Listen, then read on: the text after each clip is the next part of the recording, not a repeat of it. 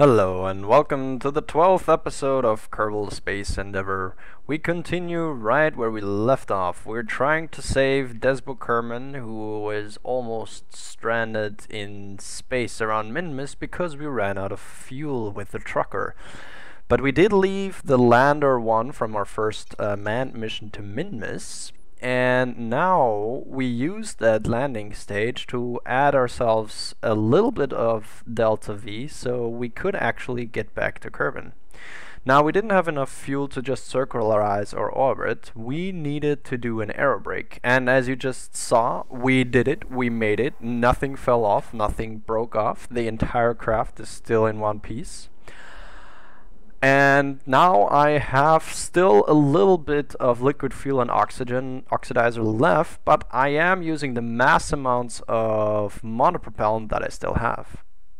So let's jump ahead when we come around for a second pass, where we pretty much got our periaps high enough so we don't crash into the planet, and now we try to get our apoaps down as far as we can so we can fly up another craft, which then will put on parachutes onto the lander so we can get Desbo out of the skies and on his feet on the ground. So I would like you to pay attention here how I was designing this stage to go and rendezvous with the trucker and the lander, and I put these Kerbal attachment system boxes on, and I was going to bring parachutes along, which then I would slap on the lander and therefore make it capable of landing on Kerbal. However, the game is a little bit buggy. I do have so much mods installed that sometimes it crashes, and the design I had here broke because of a crash, and then I had to redo it, and I made it perfect, but I forgot the wonderful parachutes. So that's why the fairing here looks different, because that was the second try. But none of this is really important, so let's just skip ahead, because failing is not that interesting to watch. So we do rendezvous with the trucker and the lander after a little bit of maneuvering. And now comes the more interesting part, because we have brought along some liquid hydrogen, which means we can refuel the trucker for at least the main fuel cell can be replenished. And of course it's easier to make a docking maneuver with a smaller thing, so dock a small thing to a big thing instead of a big thing to a small thing. And so we set ourselves up, and yeah, it's just a simple and normal docking maneuver. And thanks to the docking alignment indicator mod, this is a lot easier and a lot more fun, and you actually know where you're going instead of just eyeballing it. Even though eyeballing is a challenge and can be interesting as well, as it is right now in vanilla. However, I think if I'm using already so many mods, why not use this awesome one, which makes life so much easier. So first of all, the trucker connects, and we transfer all of the liquid hydrogen over with the tech fuel balancer mod, which makes it a lot faster as well. Yes, mods. I love mods. Mods make this game interesting. And also, we're bringing over some... No, we didn't. Never mind. So, we refueled this, and now this is prepped and ready for next missions or something. Or actually, it does need a little bit more refueling, but that will be in future missions. Now, let's get the lander connected to the base. There we go. Because we want to refuel this a little bit. Now, I didn't realize at that point, but once I docked, I did realize that this is the altered version, and I didn't bring along any parachutes to add. And at that point I said, frack it, I will have to send up another mission to get Desbo finally down out of the sky and the lander back to Kerbal. Okay, normal docking maneuver, add 4 times time acceleration, because with so many mods the game is a little bit laggy already. And here we go, we have a connection. We do have enough fuel in our main stage, so we can transfer the fuel around. And once again we use the tech fuel balancer for this, which is oh so convenient. Okay, and yeah, what you see right here is we added a heat shield to the lander, which will enable it to deorbit. Without the heat shield, the craft would probably burn up in the atmosphere, and that's why I had to bring along this huge heat shield. And that was the main part of the mission, actually. Well, the parachutes were also important, but yeah, I forgot about those. So yeah, we set ourselves up, and then we just returned the drive stage back to Kerbal. And then it was just a matter of planning for the next mission, so that we finally do bring up the dearly needed parachutes. And this thing definitely needs some redesigning, but we'll come to that later. So here we go, we have Herod and Lembus Kerman in our newly designed rescue mission, launching into space to save Desbo. And this I also planned not only to deorbit the lander, I also figured, since we still have one other object in space that I would like to get down, it is Project Oversight from a couple of episodes ago. So that's why we have the grabbing tool in front of our craft, so we can actually grab these things and get them back down. So yeah, here you still see the same launch stage design with the unfolding photovoltaics coming out of the core right there, which is actually not such a good idea, even though it does look pretty cool, but I'll get to that later.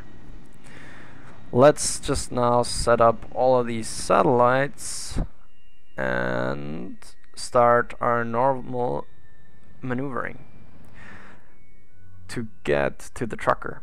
Now, when two objects are fairly close to each other in map mode, you do have a problem, and you can't click on the one thing that you want to select. So either you can switch to it and then switch over, but selecting is a little bit of a hassle. But there is a very nice thing with raster prop mod, which allows me to select specifically what I want. So where is it? There. So now we can just look through, and we want to target the Minmus expedition. So there we go. And now we have the Minmus expedition targeted. So yeah, let's skip ahead, and yeah, here's the flaw in the design. Because the photovoltaics are inside a little bit of the craft, the game thinks that there will be no light coming to them. As you can see right now, if we get out of the dark of the planet, dark side of the planet, we are in sunlight, but the photovoltaics do not give me any light. So we have one of our Kerbonauts have to have him get out and fix it. And the way we do this is we fly over, and once again, thankfully, we have Kerbal attachment system. Without any of this, it would not be possible. So we fold the photovoltaics back in, and then we grab them. Yes, there we go. And then slap them back on and unfold them again. And you will see... Wait, let's fold all of these first in. And get all of the other ones out there as well. That now that they are on the outside, there is nothing to obstruct the photovoltaics, and now they are actually producing electricity again, and therefore we won't freeze to death in space. So here comes the last one. There we go. And turn this on. So yeah, we definitely have to redesign this launch stage in the future. Okay. Now let's skip a little bit ahead to where we are already rendezvousing at very, very high velocity. Not intended, but things happen. I promise that I'm the guy who fracks things up, so yeah, I frack things up. I also frack up my language and talk weird ways. So yeah, here we have our little collection stage. And with this, we're going to grab the lander and then transfer some fuel over, and most importantly, attach some parachutes. So we just get in there, and yes, we have a successful docking. And now we take the entire container, so we don't have to fly it back and forth the entire time. We drop the container, and now we're gonna start taking out the strut end points. With strut end points, I can make struts directly in space, which is very convenient because I don't know if the docking port will be stable enough to survive re-entry, but with additional struts I think it should, and it's always to be on the safe side when it comes to rocket science. So we get this here back on, and yeah, we encounter some more problems right now. Both of these containers, Kerbal attachment containers, are resized with tweak scales. And here I was trying to pick up the radial parachutes that I packed, but it wouldn't let me take them out. I don't know if it's a problem with tweak scale or it's a problem with Kerbal attachment system. I don't know at the time. I still don't know now in post-editing, but it's just the way as it is. So yeah, I'm like, okay, so I just did a very expensive mission to save Desbo Kerman and the lander, and yeah, we can't save him because we don't have any parachutes. But then I did realize something.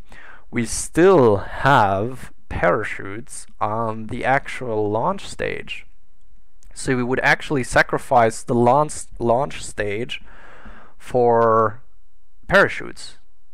So yeah, we'll just go in for a docking now. And then it is just a matter of using Kerbal attachment system again to get these additional parachutes on. Question for your viewers is, my videos do not have any music. It is very hard to find unlicensed music that you can use that actually sounds pretty decent. So I will take the time to look for music if you guys want some music in the background in my videos. But if you like it the way it is, just comment so in the comment section, and I'll either change things or I don't change things, however you guys prefer it.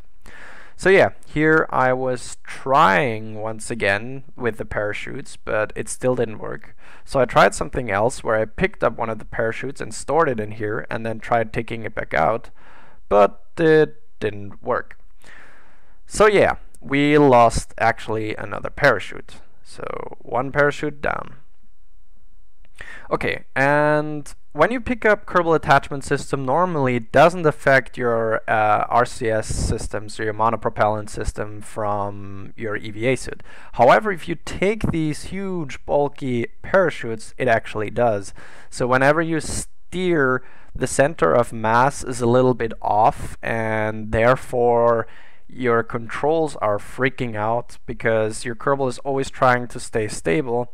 And yeah, you see me wobbling around here as, yeah, it's just wobbly, wobbly, wobbly, wobbly. And it was really hard to keep control and not like freak out, fly out of space and other things. Also, a design flaw is that I didn't bring any parachutes for the crew that was actually sent here to send desbo. So we had to build some additional stuff, but in the end we actually got it all to working condition. Or so I thought. But let's switch over to the descending of the lander. So we did have it refueled, so we had no problem getting into a suborbital trajectory that we wanted, until I realized that I only have 3 parachutes on the lander and they are offset. So once again, in a suborbital trajectory, almost down to 70,000 kilometers, so therefore nearly reaching atmospheric conditions, I decided to go outside for another space construction. Wonderful, wonderful. So many things go wrong, but we find ways to fix it. So yeah, now we need to turn the craft around. So the heat shield is actually the part that is going to enter the atmosphere first. And of course we have to fold our photovoltaics back in, and somehow my UI was fracking up again.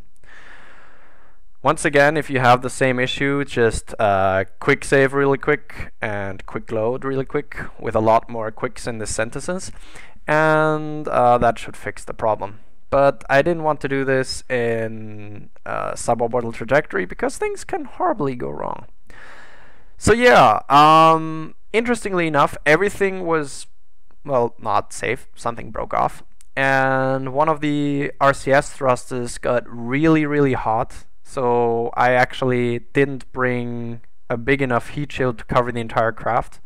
But here we see the re-entry effect subsiding, and now what I was trying to do, I was trying to decouple the heat shield so we could turn around and land safely. But no matter what I tried, Ferrum Aerospace had me locked up pretty tight and wouldn't let go of the heat shield. Even with the parachutes out, it was not wanting to do that, and the only thing I could do was decouple the docking port. However, for this landing we will go back to past me. Oh, I did not think that this could work. None of this was ever planned or anything. But we can take an atmospheric pressure scan in the water. The barometer's analysis hints that unusually high humidity in the local atmosphere. You don't say. Crew report. You hope that the hatch doesn't break and flood the pod. Gravity scan. Nope. Magnetometer. Oh, it's unfolding. Okay. Accurate reading of the local magnetic field is recorded. Okay. And a temperature scan. The water is colder than the surrounding air. Also very logical. And let's quick save, because sometimes the game crashes when I recover my vessel. Okay, desbo Kerman has awarded for more than 20 Kerbal days in orbit, and minimus docking, minimus EVA, urban EVA, Kerbal. Nothing really particularly interesting. However, we did gather some new science, even though this was not a science mission, and we recovered the lander, which was worth 57,000. There we go. And we have desbo back. So 500 science. What are we going to spend it on? Ooh, rapier engines. That would be cool. Or more ion engines? Photovoltaics? Batteries and better satellite dishes?